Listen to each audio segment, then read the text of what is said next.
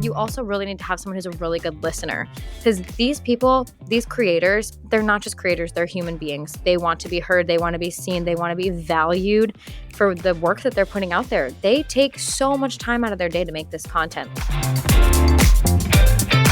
You're listening to the Let's Talk Marketing podcast, hosted by me, Katya Allison. I bet you're wondering what you've gotten yourself into. I'm going to give it to you straight. It's going to be a good time, a great conversation, and a little bit of learning along the way. Through insightful interviews with top marketers, entrepreneurs, and thought leaders, I get to explore the latest trends, techniques, and strategies in the world of marketing. I am here to offer you engaging and informative discussions to help you stay up to date on the latest trends and take your marketing skills to the next level. In this episode, we are covering affiliate marketing with Jessica Doherty. Jess lives and breathes influencer marketing, considering it's not just her job, but a part of her very personality. She's all about nurturing authentic creators who are truly passionate about their craft. As a social media and influencer marketing manager at Osmo Salt, she's been instrumental in taking the company's delicious product to the forefront of platforms like TikTok, making waves and gaining attention worldwide. So let's talk marketing with Jessica. Jess, welcome to Let's Talk Marketing. I'm excited to have, our listeners may not know that we have had so many conversations, but I'm always excited to talk to you. So welcome to the podcast. Thanks. I'm super excited to be here again. Not on the same podcast, but with you in general. We won't talk about the unnamed podcast. Let's dive in with getting to know you a little bit. It's always where I like to get started. We want to be able to share with everybody what your just marketing journey is. So share with us what your first marketing role was, or what you would consider a marketing role, and then what your current role is. Yeah. Okay. I will say my first real marketing role in corporate was at a company called Organifi, but my first look into the world of marketing was when I was at Lululemon. This was a long time ago now. It's crazy to think that it's been so long since I've been there, because I worked there for 3 years and now it's been 3 years since I've worked there. It's wild. It's been such a long time since this era of my life, wearing black stretchy pants to work every day. But sounds cozy. Honestly, I'm doing that now because I'm on a camera on Zoom. But yeah, when I was there, it wasn't really about being online. It was more about marketing in person. That word of mouth marketing. We had store ambassadors and like going to their class. So it was definitely a very different variation of marketing than what I'm used to. And I was just telling someone about this the other day too, because when I got my first role in marketing at a corporate job, startup company, health and wellness, superfoods, like all online, influencers on Instagram, TikTok, etc., I literally don't know how I got the job. I must have milked the fact that I worked with in-store ambassadors and I was a really good event planner, because that's what I did for college. My major was event marketing, hospitality management. I know I'm hospitable, and I put myself out there into something new and got this role at Organifi. The role was called, what was it? Community manager, or no, not community manager, collective city manager. That's what it was called. And this was mid-COVID, October of 2020, when they thought the world was going to be opening a lot faster than it actually was, because part of my role was supposed to be building out local events. So like I was East Coast. I was located in the Boston area, and I was supposed to be putting on events for like influencers. This never happened. So it worked out in my favor, because that's how I ended up being involved in so much of the Instagram world of marketing with influencers, and like learning about all of this and kind of diving deeper and really finding my niche for like my love for influencer marketing there, which was really great. I love that. And where are you at right now? Right now, I am at Osmo Salt. I left Organifi, and actually, I think I left on April Fool's Day of 2022. It wasn't a joke, but I left, and I started at Osmo like 2 days later. I was just so excited. Technically, I'm employee number 1 there. So as I dove into this, I was able to build this program from the ground up. And that was the number one thing that was super exciting to me when I was starting at Osmo, was because at Organifi, the program had been pretty established as it was. By the time I left, I was pretty much the only one running the program at this point, and we had 700 influencers. It was just unobtainable for one person. So for me, a fresh new start and being able to build a program out that was more matched to me as an individual, because I love cooking, I love marketing, obviously, I love social media. So for me, it was great to be able to find individuals that I knew would match Osmo really well and build this program from scratch. Right now I'm there and I'm doing their influencer marketing and social media. So I'm the social media influencer marketing manager. Hey, nice. Long-winded role. Mouthful. But I also think it's something that happens commonly, especially in the influence marketing space. A brand wants to do it. They may have social media. If they do, whoever's on social media is now all of a sudden the influencer manager and is expected to know and be able to do all of the things. And in our strategy session, we'll definitely dive into building out an affiliate program and whatnot. But I'd love to know, in your current role as the doer of all things in marketing, honestly, because let's just call it spade, what is it that you love about what you do? But conversely, what would you pluck out of it if you were like, it would be perfect if I just didn't have to do this part? Honestly, it's so funny because, and this is nothing against Osmo, because I love my job, literally love my job so much. But if any brand out there is looking to hire a social media influencer marketing manager as a large scale brand, they should not be doing that, because this person that's not at a startup should be paid separately for each role. It's 2 roles. You're able to build it into one at a very small brand because we have to. We're literally wearing so many hats and doing so many different things. But I think for me, the number one thing I love is the relationship building. And you know this about me. I could talk to a wall. I literally love. I've seen you talk to. No, I'm just kidding. Let me turn this way. No, but I just absolutely love the relationship building, meeting new creators, making them feel really special, because they are the content they create on the daily, some of which also have full-time jobs and then are doing this on the side. They deserve to have the gratitude towards them for doing these things for smaller brands like us. That is really exciting to me, to be like, hey, I just want to send you this product. No expectations necessary. If you like it, great. If you don't, great.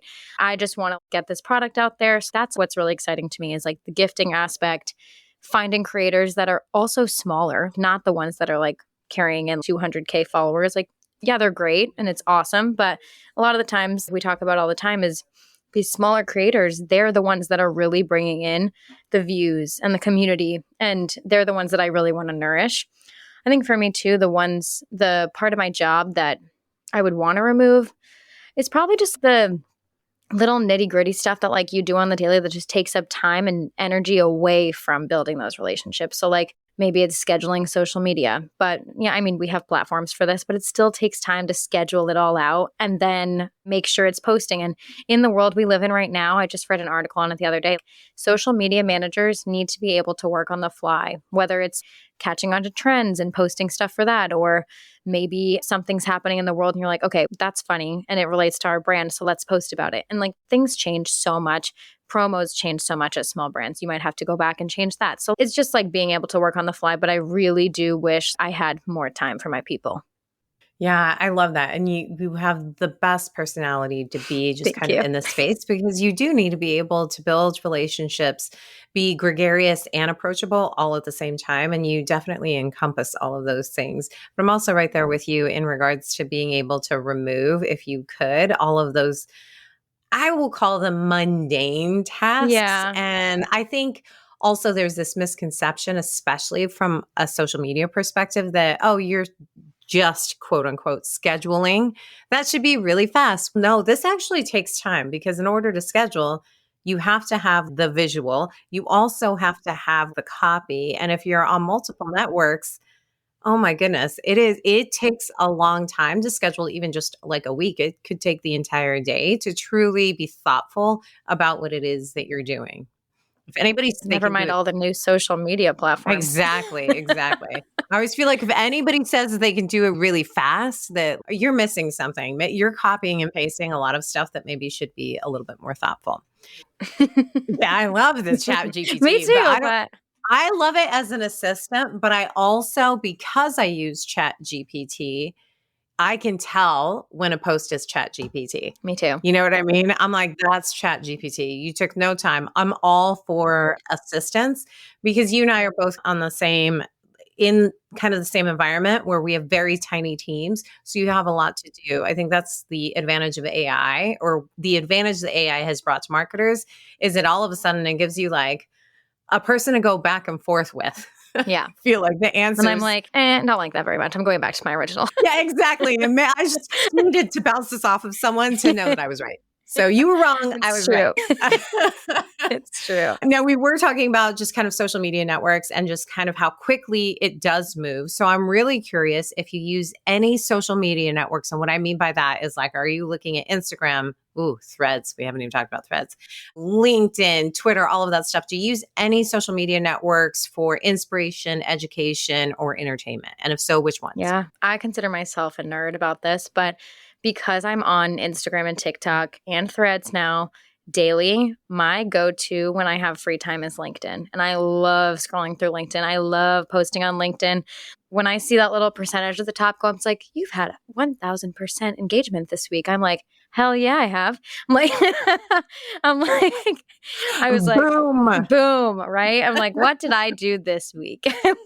And lately I've been a little slower about it because I've had a lot going on, but that is my go-to because I feel like it's educational. One, you're seeing things that other people in your network that you probably don't follow on other social media accounts posting content. So it's really fun for me as someone in the space who like constantly want to learn, and maybe I don't have time to like watch like a webinar or something for an hour. So I'm like, okay, let me just go scroll through LinkedIn for a little while and see what I find. That's usually my go-to.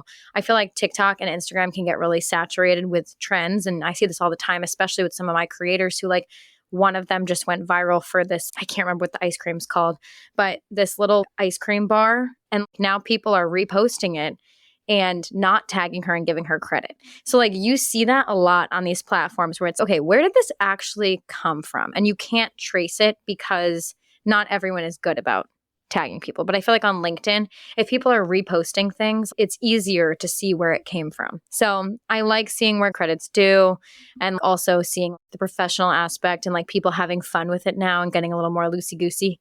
So I think it's a good app for me. I get inspired there.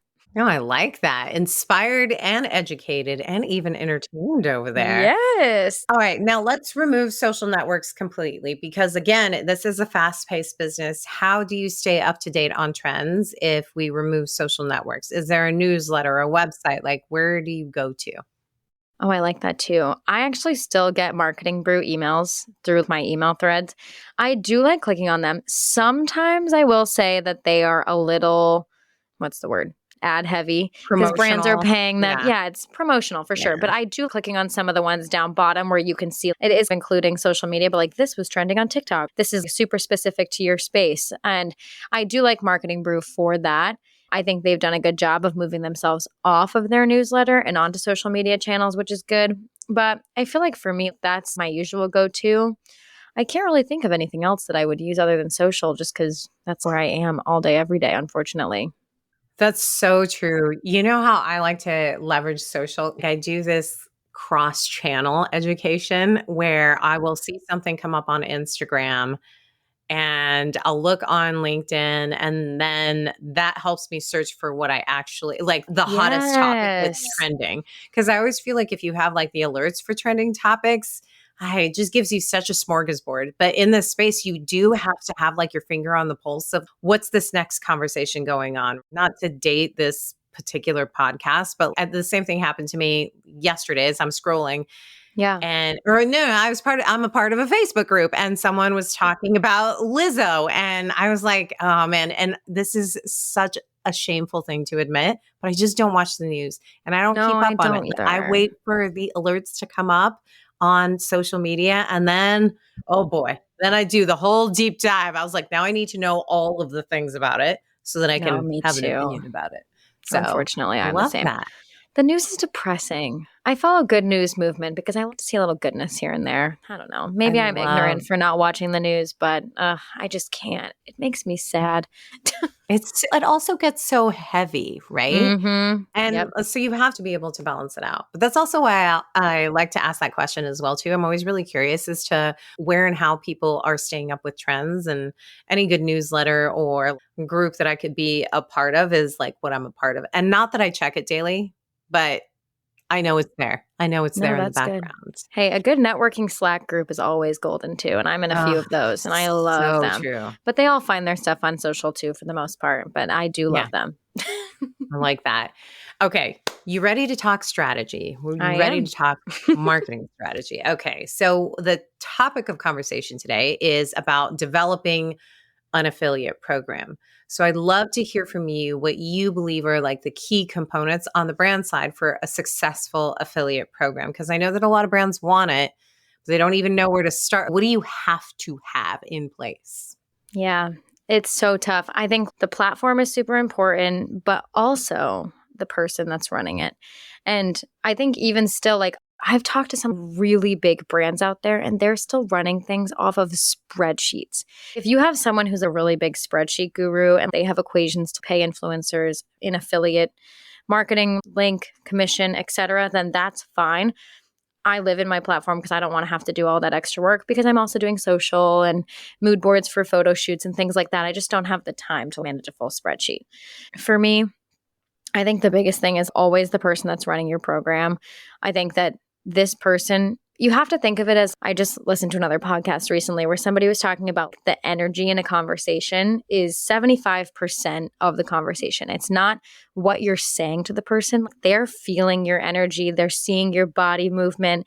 If you don't feel genuine or authentic to that creator, then they are not going to do your affiliate program because no one wants to make 5% commission on a pair of God knows what that you're selling. It's not exciting.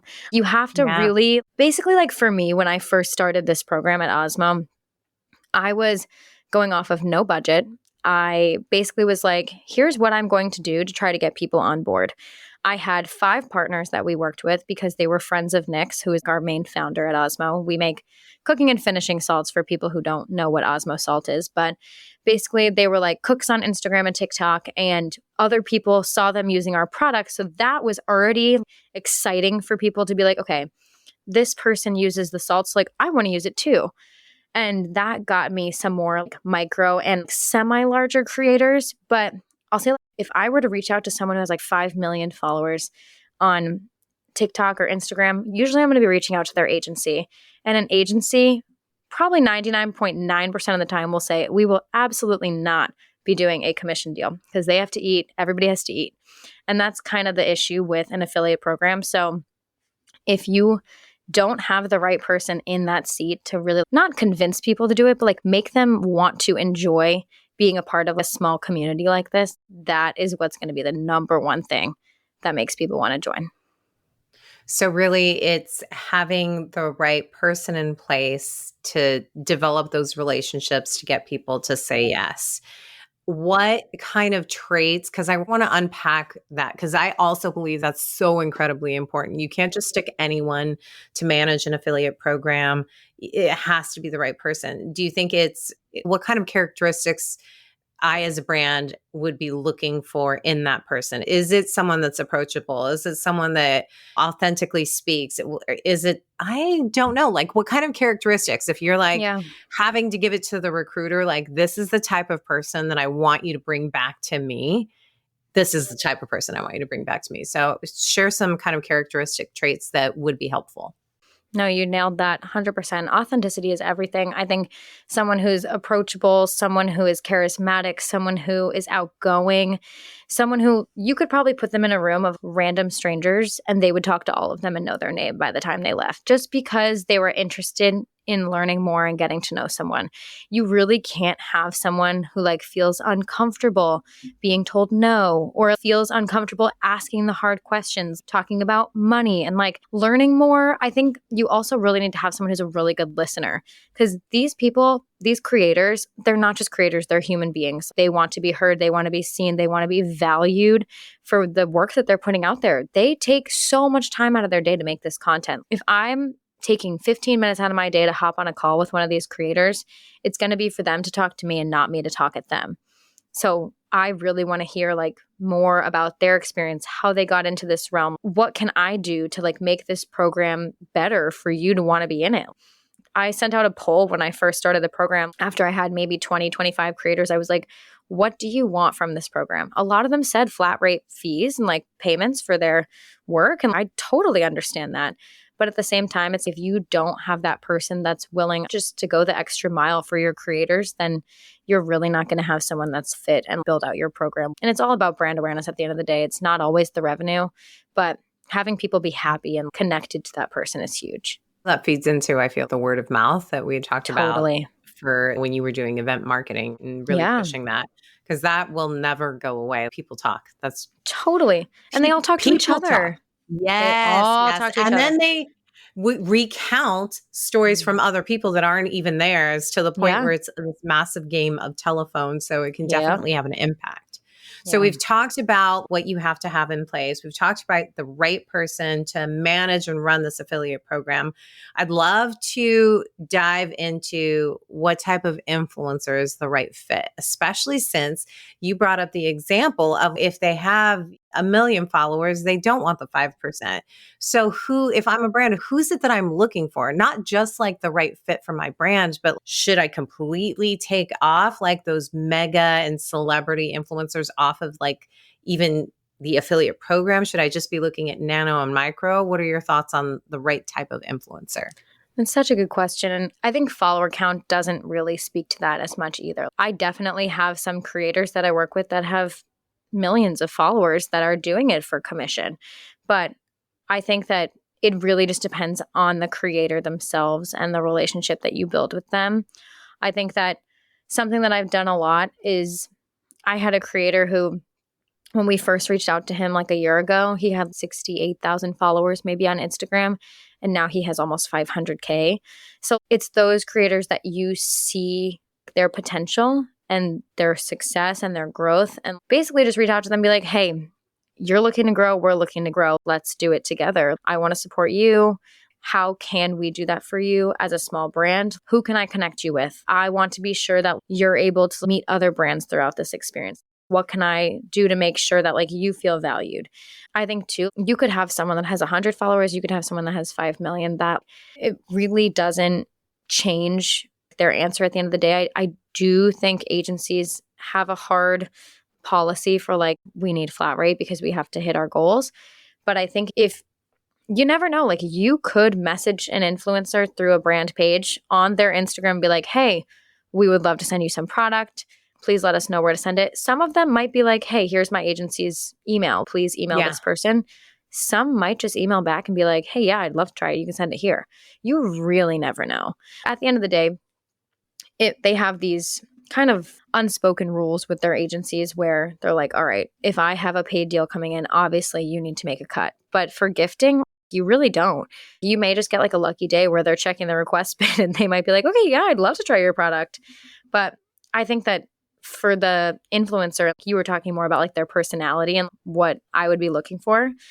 I think for this, it's just like someone who's, for a small brand like Osmo, like willing to just like give us a shot. I think I'm super flexible. I'll always negotiate with people. Like if they feel they shouldn't be making 10% commission to start and they should be making 20, sure, I don't care. I'm happy to give you the 20% commission as long as you're going to post about us. That sounds great. I'll do whatever you'd like. And at the end of the day, it's 20% or like they want the $5,000. I'd rather give you the 20% commission because that means you're generating a sale for us.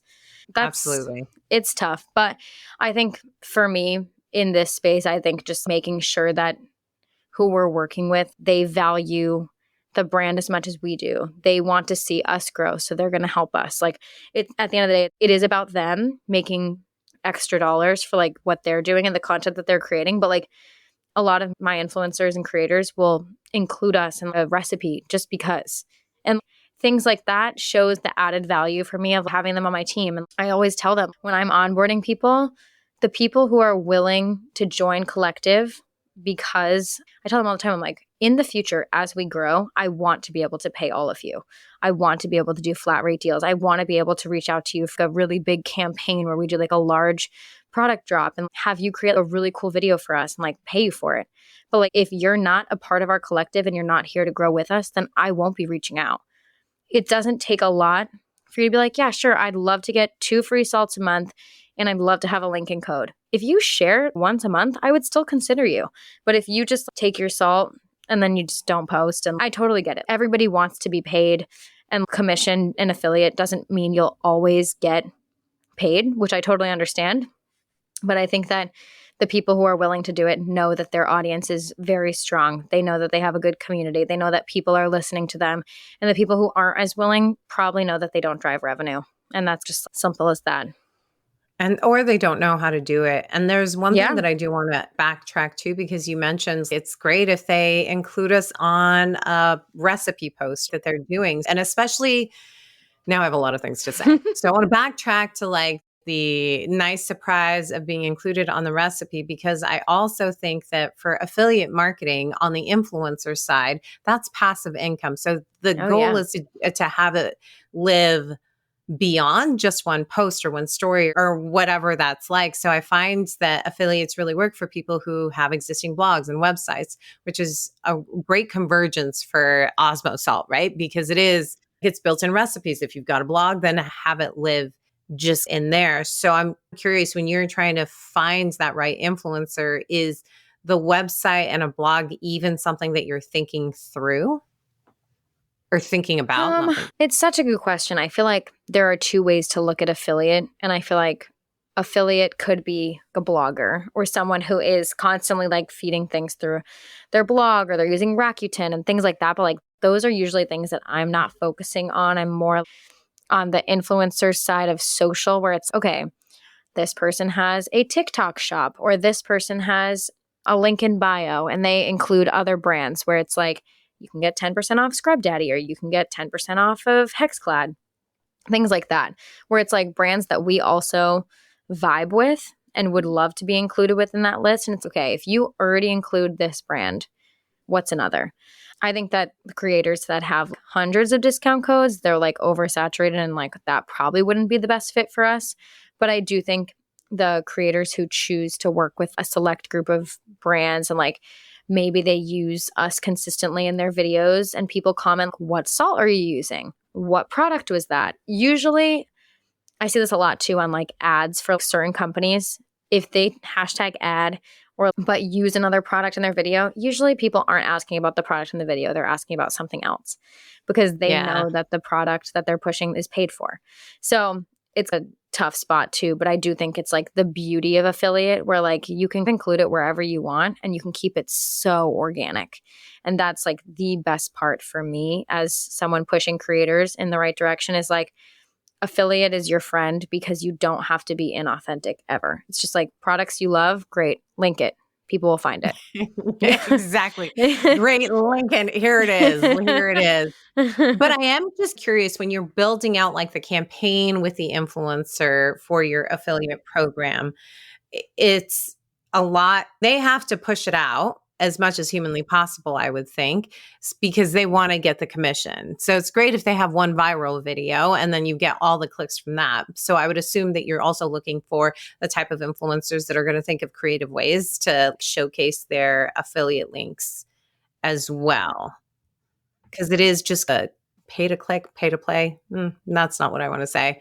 No, I know what you mean. Yeah, it's like something with clicking. I need more coffee, but you get what I'm saying. Like you need someone that's going to repost and repost. So I'm curious, like when you're developing that campaign for that influencer in the program, are you giving them a minimum of times to post and where, or do you give them a lot of freedom? Do with it what you will? That's a good question too. I think a lot of brands who do affiliate marketing have a set of guidelines and like rules, but I was never a rule follower myself, to be quite honest with you. So I personally feel if you are not paying an influencer, you cannot request things from them.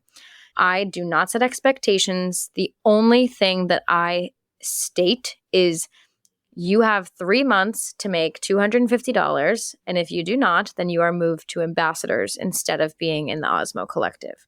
For the collective, you receive 2 salts a month, you receive newsletters. It's like constant upkeep community. For the ambassadors, it's like touch and go. I don't need to pay attention to them as much as I appreciate them sharing about us, but they're not the ones driving revenue. They might have incredible content. Maybe I bring them back because they are strong content creators.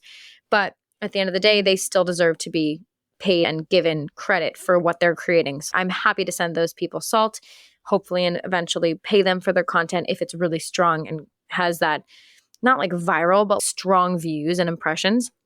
But I do really think that with that being said, I want to encourage them to join in some way, shape, or form. Okay, if you don't hit this, we're not able to like continue working with you, so we're going to move you. And I want to create that, not like fire under their ass. I just want to make sure that they're encouraged to share. Not that they're forced to, but it's okay. It's not super hard to make the $250. And I made sure that like when I created our structure, I was like, I made it exciting to hit that mark. Once you hit the 250, you have an increased commission. Once you hit 500, you have an increased commission. So like they're very small benchmarks, and it makes it easier and more exciting to do, especially for a program where I'm not going to be paying you flat rate all the time. Do you have best practices for where to set the commission percentage for a tiered system like that? Because I'm with you 100%. I think making them sounds bad, but making them work for it, right, means that they are now invested in it. I've got this one very specific goal that gets me to the next level, that gets me to the next level. So in a tiered system like that, what's your advice or best practices on where to even start in that commission structure? Is it 5%? Is it 2%? Is it 20%? No, it's such a good question. And I also do like some affiliate work personally, because I also like to see it from an influencer standpoint. Being in this space, it's fun for me.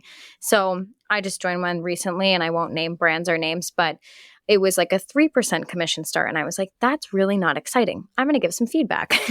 Not that they wanted to hear it, I'm sure. But when people started at Osmo, we have a 10% start. 10% is like, it's not like huge. If you make a sale of, let's say, $20, okay, you're going to make $2. That's not that exciting, but because usually people will buy multiple flavors, it's okay. If you sell $60 worth of salt, then you make $6, and then you have an easier way to make it to $250. $250 is like our highest price point item. It's if someone were to buy an Osmo Vault, that's like a $250 item, and it includes all of our products. But since we have lower price point items, I wanted to start it out at a lower price point to hit. And I think that brands need to like think about it too. It's okay, what's your profit margin? How high can you go on giving out commission? And also, what is the cost of your product? How much product can I send my influencers? What's the percentage? Like, how can I make this enticing? So like for us, I have no problem telling people what it is at all. It's like 10% is what you're starting at. Once you hit 250, it's up to 12.5%. Once you hit 500, it's 15. Once you hit 1,000, it's 17.5. And then once you hit, I think it was 3K, you're bumped up to 20. And then if you hit 5K, it's 25. But that's the max. The only creators that I would ever increase it for are the ones that are bringing in 10, 20K revenue for us. Yeah. And these are the people that are like, okay, I know that you are going to bring in revenue. You are going to ROI. Let's do a paid like collaboration with you. I think that, yeah, you can keep going. No, I didn't want to interrupt you, but I was just going to say that I think that's a great way to suss out in your pool of content creators and influencers who are going to really be those big return on investment without losing out. Because as you've just talked about just the affiliate program structure, you also brought up brand ambassadors, and now you've just said like the paid. So it sounds like not only do you have a tiered affiliate program, but you have a tiered program in general as it goes to influencer marketing. Is there anything that I'm leaving off of the table? You have brand ambassadors, you have affiliate program, and then you have the flat fee. Is there something else that I should, as a brand listening, should put into play so that I maximize? No, I mean, I think we have like unspoken tiers. And I think that it's something like, as a smaller brand, you have to weigh these things out. Like we don't always flat rate feed people. We don't always have brand ambassadors. You kind of have to see where you're at quarter after quarter as a small brand and just see what you can do. I think with this in particular, it's like also as a brand, money isn't everything. Like it is, but you also have to think about the brand awareness play. It's even though this creator might be bringing in $100 a month for you, what's their content like? What are their views? What is the brand awareness factor there? And it's okay, how do I look at my impressions over the past quarter? How many influencers did I bring on in the past month? Have my impressions increased? Have they decreased? Do I have too many creators that I'm managing and then I'm falling away from managing the ones that are really bringing in the revenue for me? At the end of the day, it's such like a give and take. You have to find that middle ground where you're like, I don't want to put all my eggs in one basket with the person bringing in the most money, because if you do that, say that person doesn't want to work with you anymore. Now you've stopped communicating with all the other people that are bringing in just a little bit of revenue for you, but not that top tier. It's such a, I don't know. It's so hard to like really pick and choose. And every brand is so different. Yeah.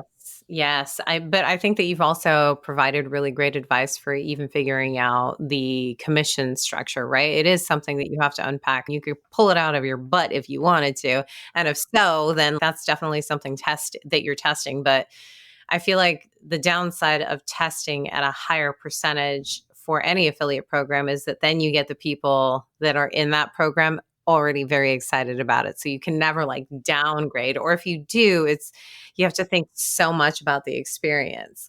So I have one final question before my final question. At least I think it's my final question. I feel like I had 3 final questions before we got here, but I'm curious as to what you have in place, or if you have something in place to just connect with those influencers. Are you creating a community for them? Do you have check-ins? Is it a newsletter? Is it a monthly Zoom? What do you have in place so that everybody knows where they're at and you are building those relationships and being a cheerleader to them for you? It's so important. Over the past year and almost a half that I've been at Osmo, I've been implementing new things consistently. And as I said before, I used to send out surveys to them and ask, what do you want to see in the program? What is something that you see at other brands that they're doing well? And not trying to toot my own horn, but they always tell me I'm doing it the best. Toot, my friend. I'm totally kidding. I always love to learn from them, though. I do. I always love to learn from them because it's so important to make your program better and work around them because they're the ones in it. It's not what I want, it's what they want. For me, I just started them last month. We had our first one and I was very excited. I had a webinar, basically. I had them all on. Right now, I have about like 72 creators in my program. And I think the last time we talked, I had 30. So I'm pretty happy about that. It's a lot. I love it. I wouldn't say all of them are super active. I would say probably like 40, 45 are pretty active. But to me, that's still really strong. It's more than half. And I started just like calendar inviting them all. I do monthly newsletters already. And sometimes I do biweekly, just depending on if we have promos or if we have a new product dropping. But I just started. The first one was an Osmo 101, just teaching them about the program, getting them to know each other. I had 10 people on the call, which is pretty good for our first call. So I was happy about that. And I told them ultimately my goal for the webinars and for these calls isn't just to teach them about Osmo. It's like how to have like best practices as a creator, how to use different social media platforms, how to build a media kit is the one that we're doing next week. Just because I've seen this so many times and like I want to really support them in finding other brands to work with as well. Because at the end of the day, if I'm supporting them, they're always going to support me and they're always going to be there to support Osmo as long as I'm giving them the tools that they need. And I think that it's such a huge win for them to be able to work with other brands as well, especially since I'm only offering them an affiliate program at this time. I want them to get paid flat rate deals. I just don't have that budget right now. If I can give them anything, it's like, how can I help you build a media kit? How can I help you structure your Instagram feed to make it prettier or like whatever you like? How can I teach you about the TikTok algorithm or trends or anything that's going on? How to use Canva, literally anything. So that's been what I've started doing with them. I sent out a survey. They told me what they wanted to learn and do. So that's been like my goal at the moment, is just making more of those months a month. I think that's amazing. You're adding so much more value to your program by thinking about their needs. And it's interesting because I feel like I feel like you're downplaying how many creators you have because yes, maybe the number is 75 and you're like, there's 40, 45 active, but that's a lot of relationships to maintain because they're not the only people in your life. They're part of like your work life. If you think about how many people you have to keep track of in your personal life on top of it too, and Yeah. then doing it from a business sense, that to me sounds like a lot of conversation. Or maybe that's the inner introvert in me that's screaming out, it's too much overstimulation. Oh man, I love it though. They're great. It's fun. And all of them aren't posting at the same time. So it's like, Yeah. I think of it as I have 45 kids and I need to give them attention on different days. And they're all my favorite. Exactly. Oh, I love it. Okay, so I do have the final question, and I am going to cheat, and I'm going to read it out loud just because I'd practiced it obviously beforehand, and nope, the words were just not coming out right. So if you knew then what you know now, what's the marketing advice that you give to yourself? Oh, I think looking back at little Jess getting her first job in corporate marketing at Organifi, I think the one piece of advice I would give myself is to the girl that was always complaining, I didn't have a budget and I didn't have money. And I wanted to be able to spend whatever I wanted to spend on all these pretty pieces of content and all that stuff. Money does not equal brand awareness. It does not equal impressions. It does not equal relationships. And I think that the biggest thing I've learned over the years is the more time and energy that you give to your creators and your community, the more you will get back, regardless of if it's word of mouth or brand awareness or just random little pieces of content sprinkled in from like a random creator you didn't think would do that for you. I think it just goes a long way. Money can only do so much. It's never going to build out the program that you desire. I am obsessed with that answer. I love it because it is so true. I'm definitely the marketer I still say that. I'm like, I don't have the budget. If I had a budget, I'd be able to do all these things. But it's tough. I feel like it is tough, but that's such great advice. And I hope everybody who's listening has taken all of the knowledge bomb nuggets that Jess has dropped. Thank you so much for coming on here and just sharing so much information. I absolutely appreciate you. And I think that you're amazing. Thank you, Katya. I think you're amazing. Of course. Bye. Bye. I hope that you enjoyed this podcast just as much as I did. Jess is obviously a personal friend, but also a friend of the podcast. Are you ready for the key takeaways? Because I do feel like this episode had a lot of juicy ones. Here are my key takeaways. Number one, the importance of relationship building in influencer marketing. That's obviously going to feed into affiliate. So authenticity and approachability are really critical characteristics for an influencer marketing manager. Whoever is managing a program with creators really must be able to foster genuine connections with influencers and ensure that they feel valued and heard.